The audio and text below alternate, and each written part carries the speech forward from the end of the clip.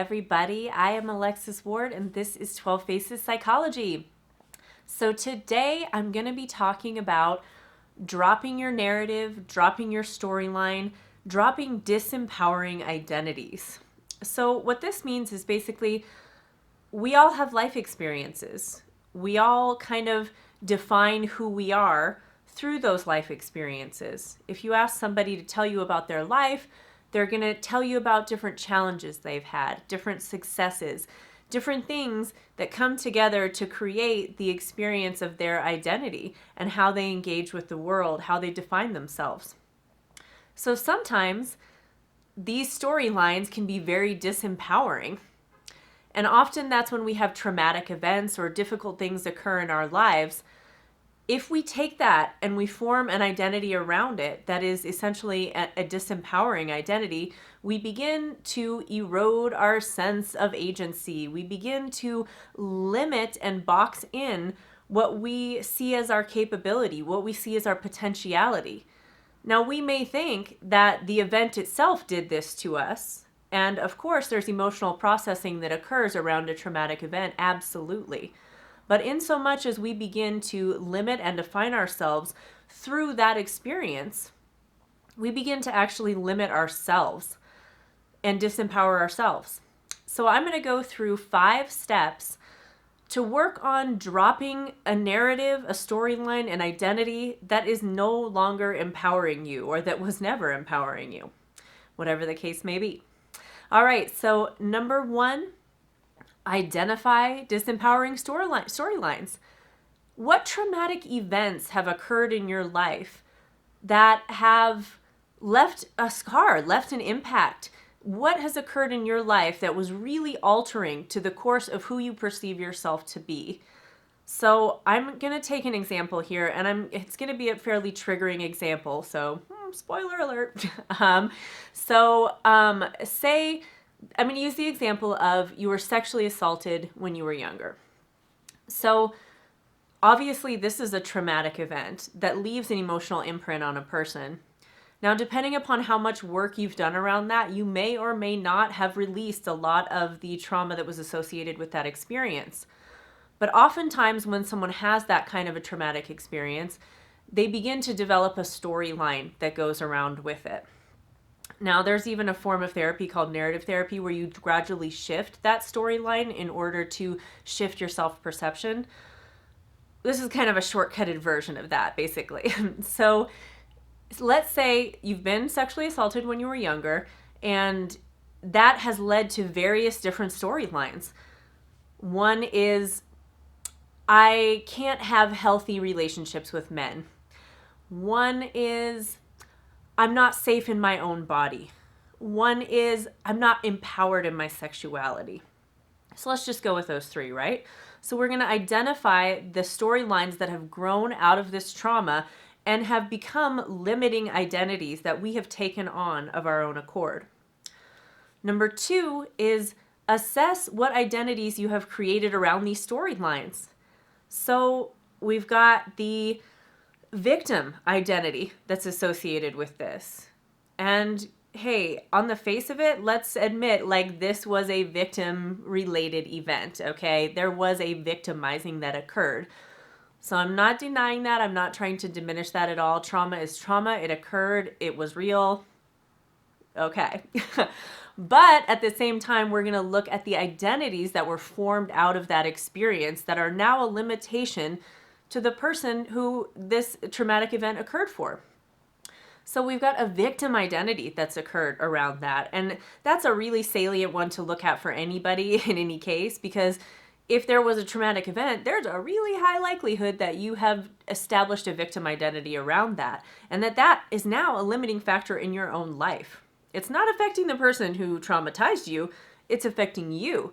It's affecting your sense of agency. It's affecting your degree of empowerment that you can experience in your own life. It has become a limiting storyline that is preventing you from stepping into a more empowered experience of who you are and the relationships you engage in.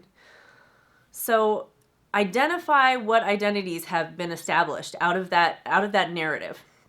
Now, number 3, I want you to step into the shadow or polarity of that identity.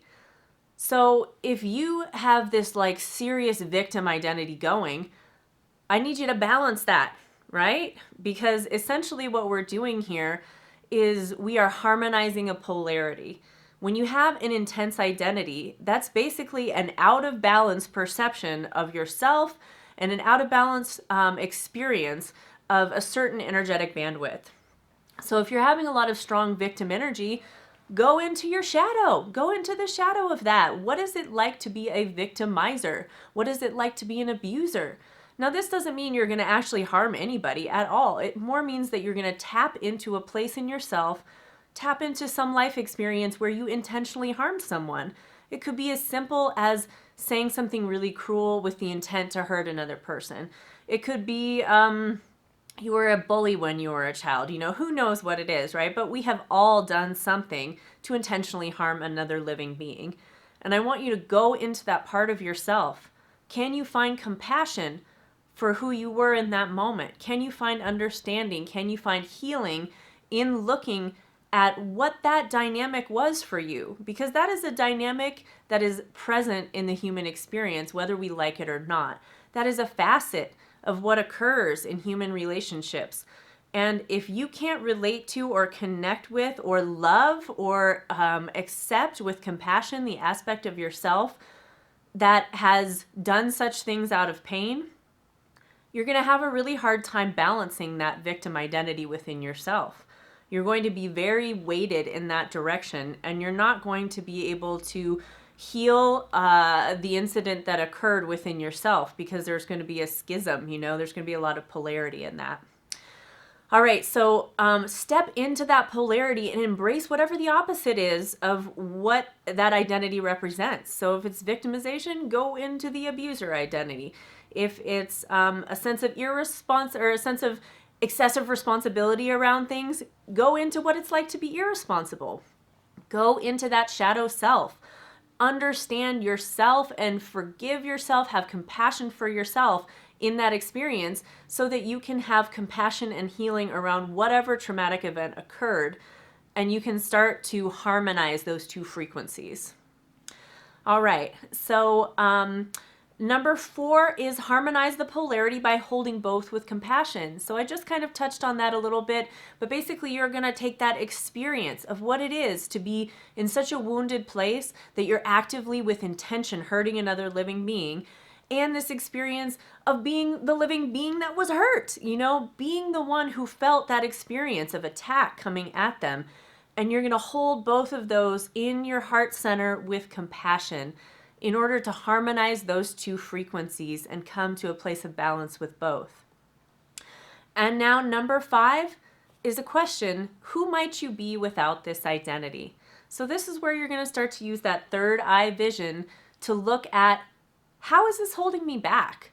Who might I be without this? If we go back to our sexual assault example, who might I be if I dropped this identity in this storyline and I started to redefine myself based on who I want to be, who I want to show up as, and how I want to exist in my relationships now? I might start to feel really empowered in my sexuality. I might start to learn how to feel safe in my body again. And I might learn to have healthy, stable relationships with men in my life. So you want to really start to create that vision, and not just a vision, a felt experience of who you want to shift into as a result of altering these identities and storylines within your life. Well, I hope that this has made sense today, and I hope that you will all go and investigate what storylines are currently limitations in your own experience, so that you can drop some of that pain, drop some of that trauma, because ultimately those things are only limiting you in this present moment, because they're limiting your experience of who you can be. Get out of that, unlimit yourself, and free yourself from the pain that was ultimately there as a learning experience for you. All right, I hope you've enjoyed this video, and I hope that you will come back again and see me in my next one. Bye-bye for now.